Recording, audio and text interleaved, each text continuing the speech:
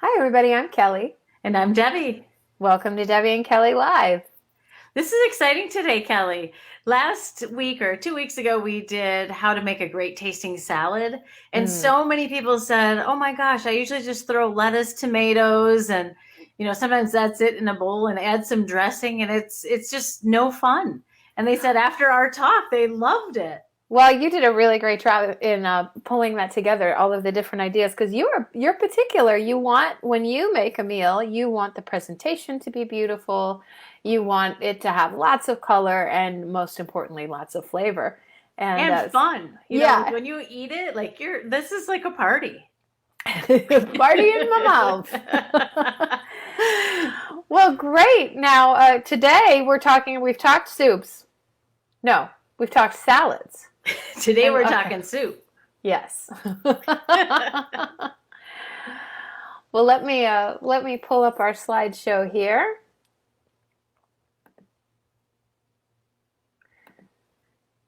So I know you're a salad girl. I'm a soup girl. I love salad too.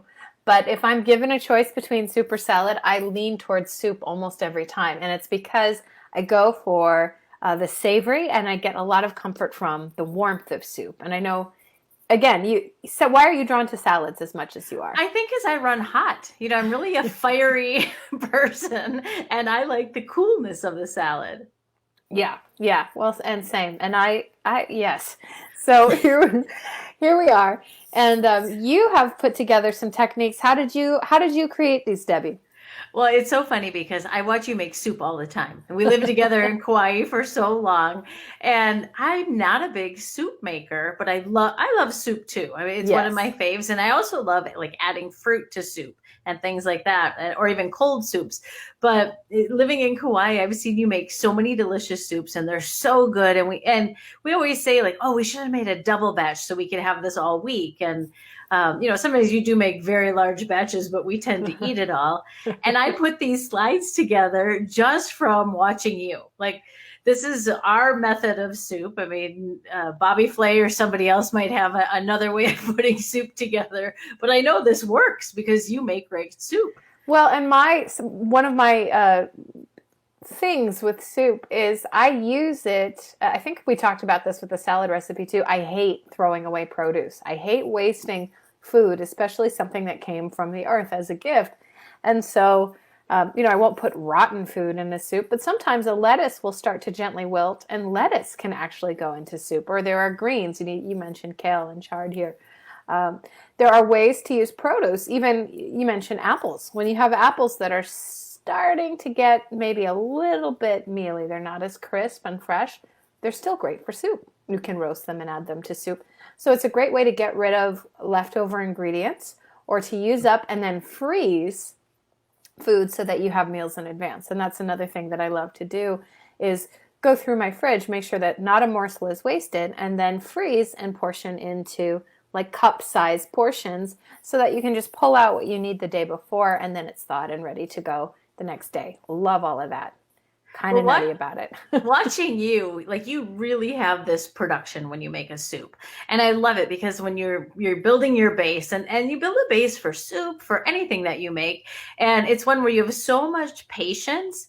I'm like, oh, I want to get it done and make it quick, where yours is really like, even this meditation where I see like you saute and sweat, and it's like the flavor has to like build, and you're really meticulous at how you do that.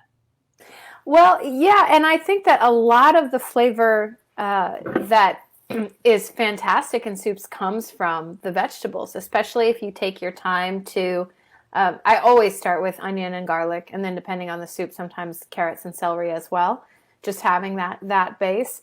But then, depending on the flavors that you want, you might add other veggies and slow cook them on a lower saute, or uh, do an initial saute, add a little bit of broth, either a stock that you made or a bouillon or a stock that you purchased, and then slowly reduce so that all of that flavor gets reduced into a more concentrated flavor base.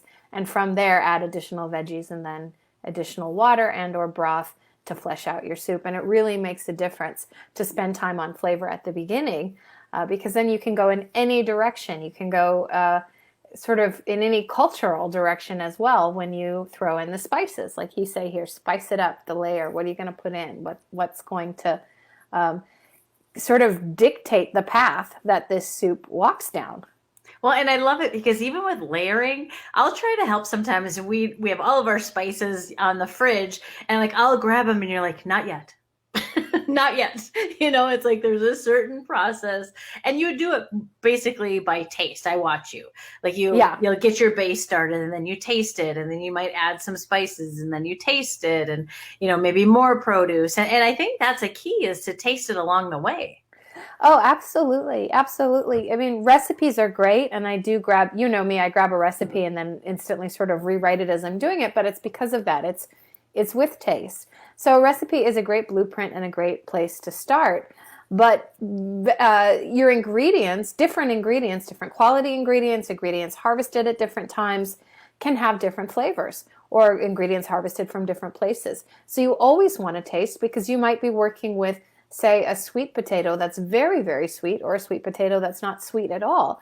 And depending on the intention for your soup, you might adjust with other ingredients to bring out the desired sweetness or the desired flavors that you want to get to.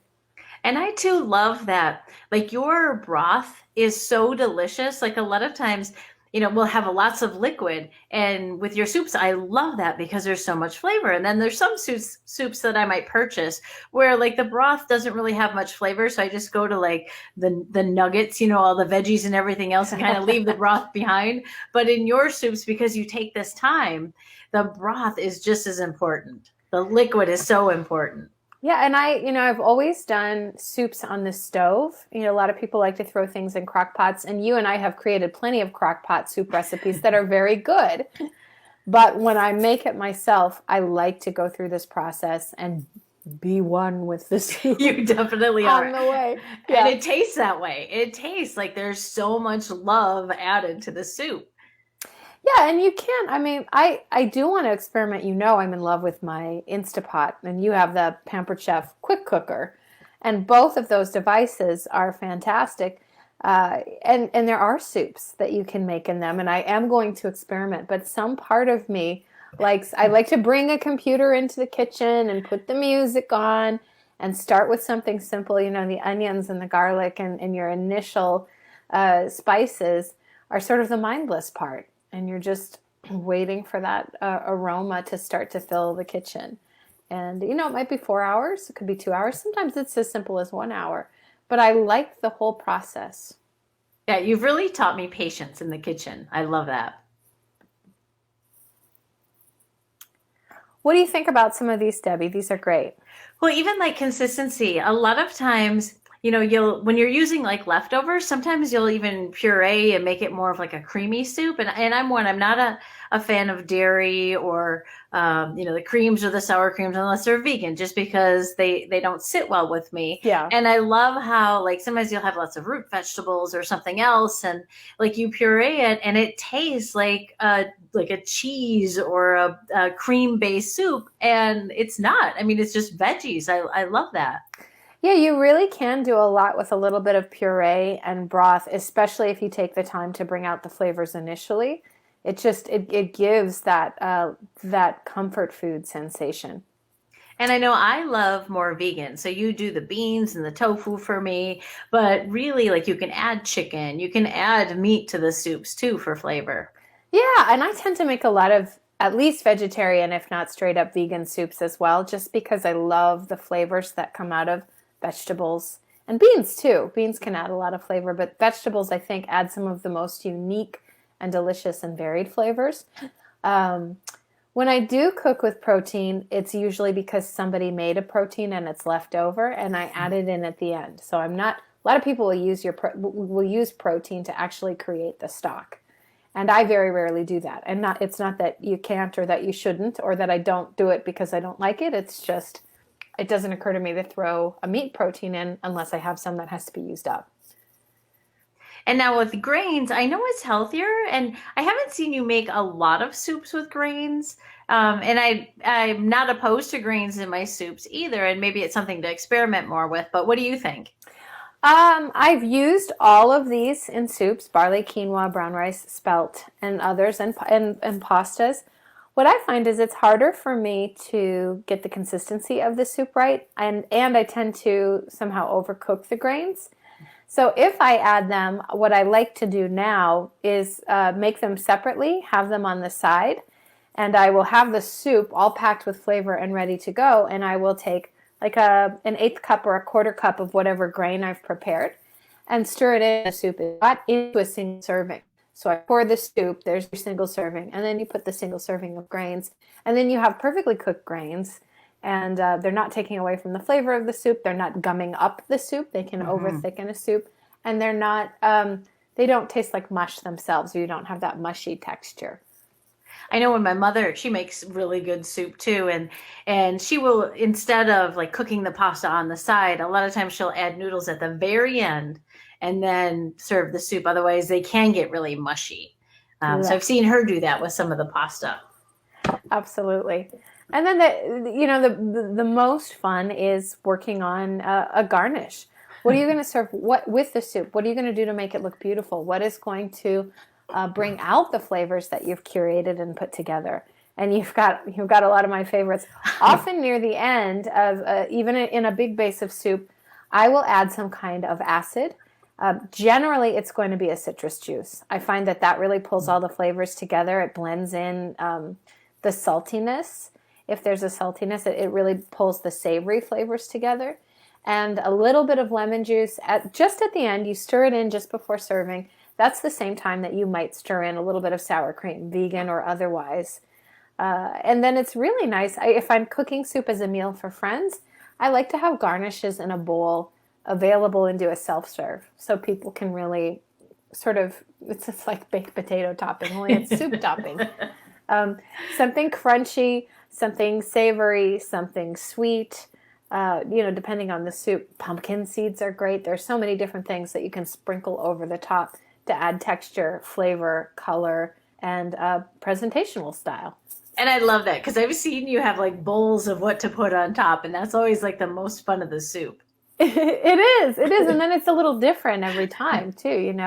I don't like to eat the same thing over and over again for every meal, and especially now that I live alone, I'm always looking for creative ways to avoid that. And one of the ways you can be creative with that is to take a meal and change the texture, i.e., reduce it further, and now it's not a soup, it's a sauce, and serve it over something else. Like serve what was your soup over a baked potato as a sauce, or serve it over pasta. And another way is to change up those garnishes. Do something completely different. So, for example, the other day I did potatoes, carrots, celery, peppers, onions, and garlic. And I made just sort of a base from that. And then when I had it again, I reduced a cup of that into a sauce, added turmeric and ginger, and then I had almost like an Indian flavored dish. And that was fantastic.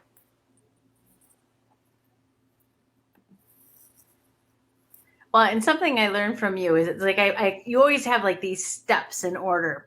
And you've been saying that throughout this whole discussion, use what's on hand and go. And it's like medium or low heat, take your time with it. And it's always like the fat, the stock, the veggies, the protein, the spices, and then the over the top. Like just, stick with that order and you're going to have a fantastic soup. Absolutely. And the use what's on hand, I mean, that's my whole MO for cooking. You know me before, when it gets close to dinner time, about 2 hours before, I root through the entire fridge and first look for produce that needs to go. And if it looks like it's got some life, it's got a couple days, I might set it to the side. So I'm aware of it, might not pull it. But I start with produce, and then from there look for other ingredients that could be used up if they were to come together in a meal. And a lot of times that meal is soup. And again, you're not wasting food, so you're not wasting money that you spent on food, and you're honoring the gifts that were given. The fact that we can eat pretty much whenever we want, which sometimes I need to be aware that I don't have to eat whenever I want. But we can. We have that luxury. But I love too, like sometimes I'll open the fridge and you'll have like stuff in the side and I'll ask, what is all this? And you'll say, well, these are getting ready and it'll be perfect for soup this weekend, so it's like. Yeah, I start to stack them together and start to think ahead. Yeah, definitely do a lot of that. I think, with soup too, all of us could probably drink more liquid, and this is a nice way to hydrate. If it's too hot, sometimes we're sweating out the liquid. If it's too cold outside, we're not necessarily drinking because we're cold. So soup is a way to stay hydrated, and also you can work on electrolyte balance with a little bit of natural sea salt and lemon or citrus juice that can help you. Certainly not an emergency, but it can help you just sort of regulate from day to day. So Debbie, what are some of your favorite soups? Anything with vegetables. I really like, even though I'm more towards a brothy versus thicker, creamy, heavier one. And again, because like I run hot and I run heavy, so I'm looking for light soups. And I love more of, not like a chicken soup, but something that has like that chicken flavor in it. I love that. And I also love like the veggie, the cool soups. Not necessarily. I was going to ask you about that. If you like some of the raw soups or the only partially cooked soups that are served cold. Right, like even a tomato soup, kind of like a gazpacho, or sometimes I love those as a cold soup, and even a fruit soup.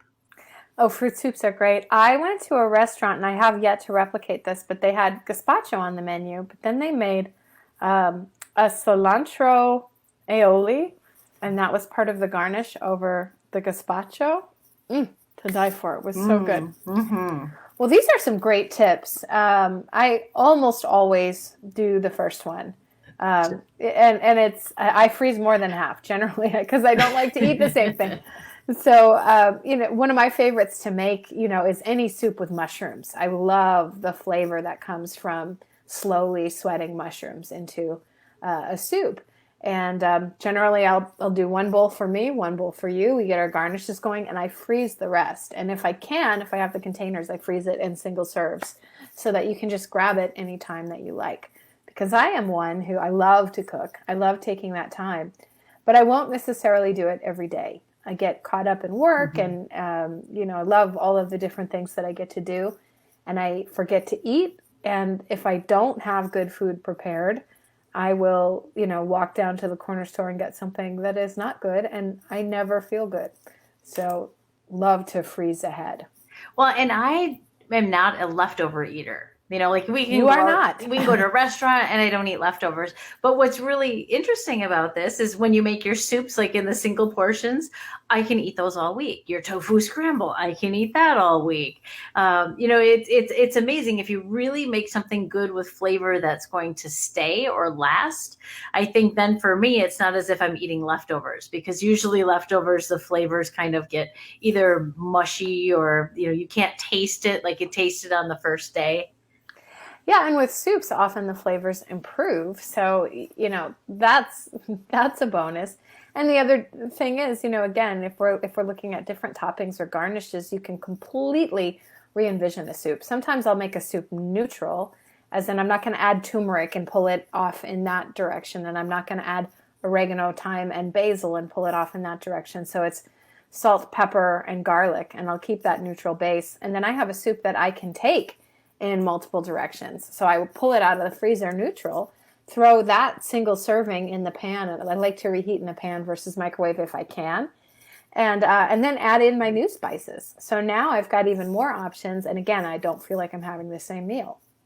And I think too, what's really good about how you prepare food, especially in soups, like you chop it in spoon size sizes so that when you're eating, it's not like sloppy. It's not like you take a spoonful of soup and you got to chew off the end of whatever's left.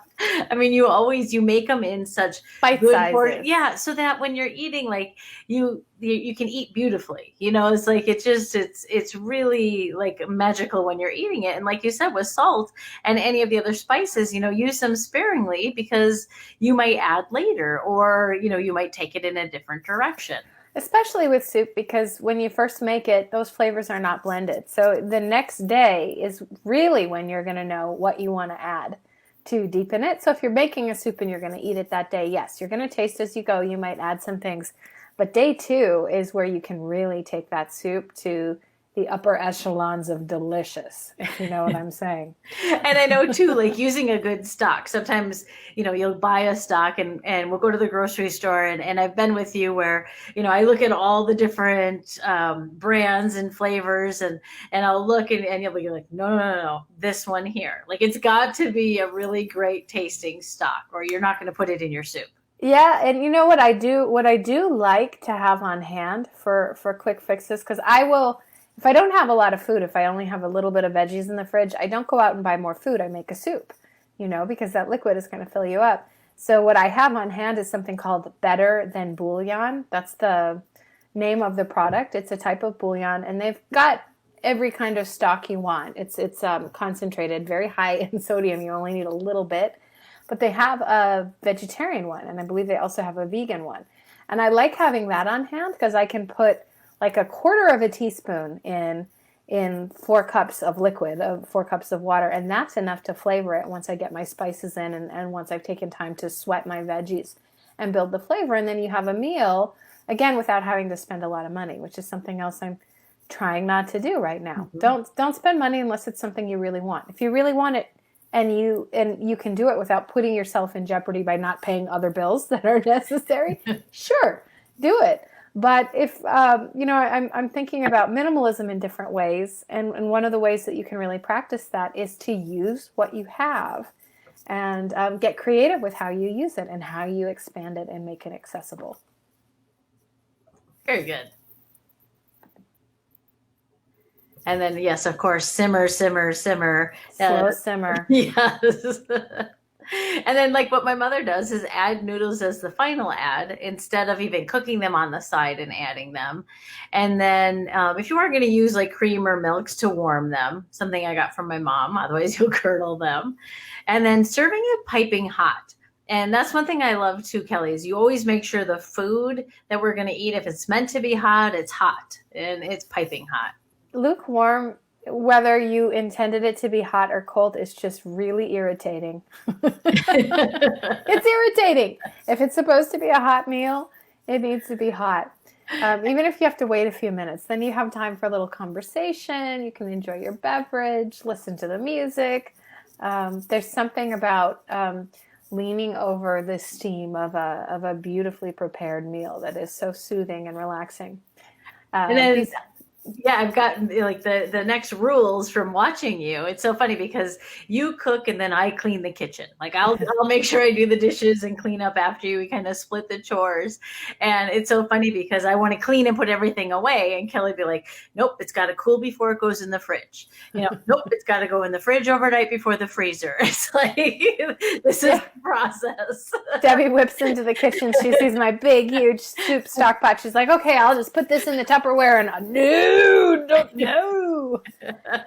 Yeah, because it's going to go in the fridge overnight because the flavor develops before you actually freeze it. You can't just freeze it right away. Yes, and that you don't want to put anything hot in your fridge and make it work that much harder. You want it to cool first, if you can. If you have something that is not going to develop bacteria as it's cooling, but I like to cool it down a little bit before I put it in. Excellent. Well, I might have to make a soup tonight. I think so. I wish you were close by again because I love your soups. I can freeze some and overnight it. Thanks, everybody, so much for tuning in. It was great to have you. We'll look forward to seeing you next week. All right. See you later.